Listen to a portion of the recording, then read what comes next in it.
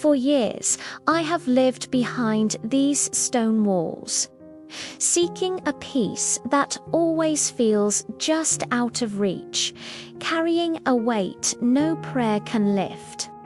Every child I care for is a reminder of the one I lost, the one I walked away from in a moment of desperate fear. At night, the shadows of the past return. I hear the cries of a baby through the howling wind of a storm that never ends. I see my younger self, terrified and alone, making a choice that would haunt every second of my waking life. But the silence has become unbearable.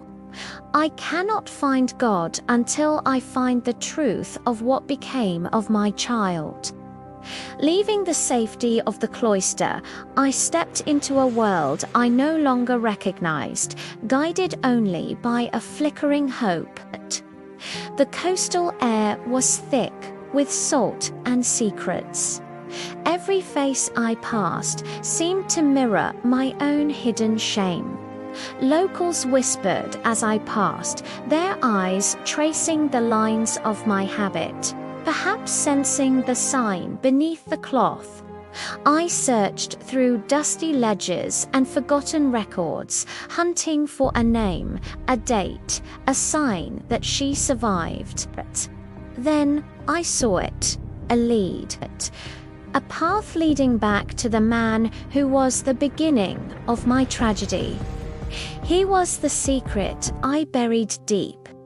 We loved in the shadows, a forbidden fire that ended in bitterness and rain.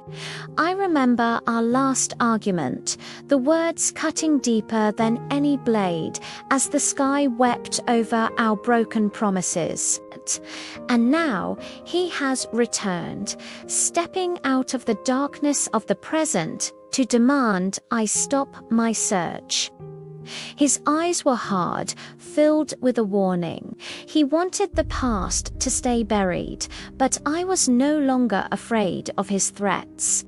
I pushed past him, following the thread to a sunlit garden where the air smelled of blooming roses and innocence. There she was, my daughter, playing in the light, surrounded by a family who gave her the life I couldn't.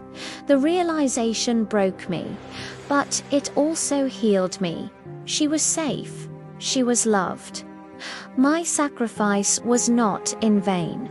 I returned to the church, not out of duty, but out of a need to finally speak the truth to the heavens.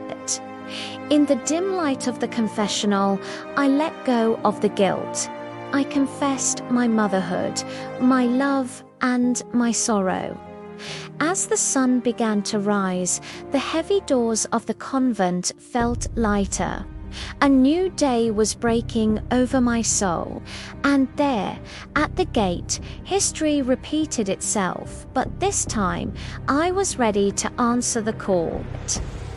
I ran forward, no longer a woman fleeing from her past, but a mother embracing the future with open arms. I found my freedom in this child's eyes. My journey of guilt has ended, and a journey of love has begun.